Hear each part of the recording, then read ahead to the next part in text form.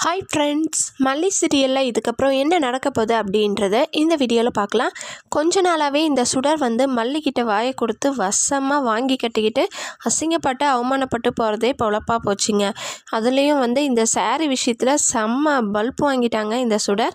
இதையெல்லாம் நிஷா ராஜிக்கிட்ட சொல்லவே இவ ஒரு மலடி, கல்யாண மேடையிலே இவ கல்யாண வாழ்க்கைக்கே தகுதி இல்லாதவன் தெரிஞ்சு தான் என் தம்பி இவளை ஒதுக்கி வச்சுட்டு ரேணுகா கழுத்தில் தாலி கட்டுறான் அப்படின்னெல்லாம் சொல்லி மல்லியை மண்டபத்தை விட்டு வெளியே நிரந்தரமாக துரத்திடலான்னு சொல்லிட்டு பிளான் பண்ணியிருக்காங்க. ஆனால் அதெல்லாம் நடக்க போகிறதே இல்லை. ராஜு அந்தளவுக்கு பிளான் பண்ணியிருக்காங்க, கொஞ்சம் கூட ஒர்த்தே இல்லைன்னு தான் சொல்லணும். ஸோ இப்போ பார்த்திங்கன்னா மெஹந்தி ஃபங்க்ஷனே ஆரம்பிச்சிட்டாங்க. மல்லிக்கு ஒரு பக்கம் ரொம்பவே ஃபீலாக இருக்குது.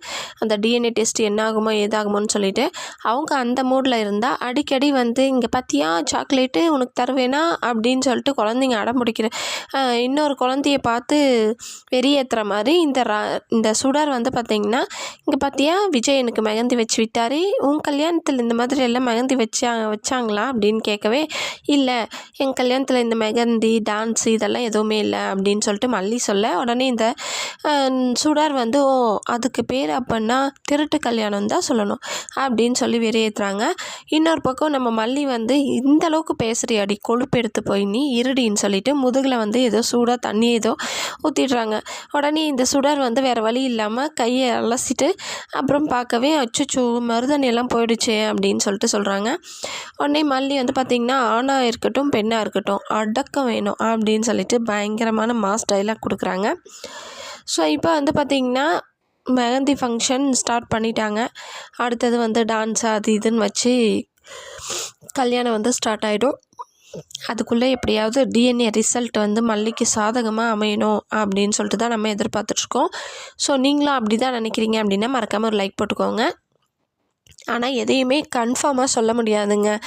இந்த டிஎன்ஏ பிளான் ஒர்க் அவுட் ஆகலாம், இல்லை ஆகாமல் போகிறதுக்கும் வாய்ப்புகள் இருக்குது. நமக்கு அதாவது நமக்கு காட்டலைன்னாலும் ராஜி மறைமுகமாக அந்த பிளட்டு கொடுத்த டவுட்டு அங்கே போய் மிரட்டி அதுக்கப்புறம் ராஜி பணம் கொடுத்து ஆமாம் கதிரேசன் பொண்ணு தான் இந்த ரேணுகா அப்படின்னு சொல்ல வைக்கிறதுக்கும் வாய்ப்புகள் இருக்குது. இந்த ராஜி கம்மியானவங்கள ராஜியும் சுடருமே அவங்க 2 பேரும் பண்ணுறதுக்கு வாய்ப்புகள் இருக்குது. இன்னொரு பக்கம் ரஞ்சிதா நீங்கள் யாரை எதுவும் பண்ணாதீங்க, நானே மாமாவை எப்படி கல்யாணம் பண்ணிக்கிறதுன்னு சொல்லிட்டு தெரியும் அப்படின்னு சொல்லிட்டு ஒரு பக்கம் எழுந்திருக்காங்க. ஸோ அப்படி இருக்கும்போது ரஞ்சிதா சொல்கிறத பார்த்தா ரஞ்சிதா ஆல்ரெடி இந்த சுடர் போட்டுட்டு இருந்த வளையல் ரகுவோட வீட்டில் கிடச்சிது. அதை வச்சு விஜய்கிட்ட ஏதாவது சொல்கிறாங்களா என்னன்னு தெரியல, வெயிட் பண்ணி பார்க்கலாம். இந்த வீடியோ உங்களுக்கு பிடிச்சிருந்தா லைக் பண்ணுங்கள், ஷேர் பண்ணுங்கள், மறக்காமல் என்னுடைய சேனலை சப்ஸ்கிரைப் பண்ணிக்கோங்க. ஓகே ஃப்ரெண்ட்ஸ், பாய்.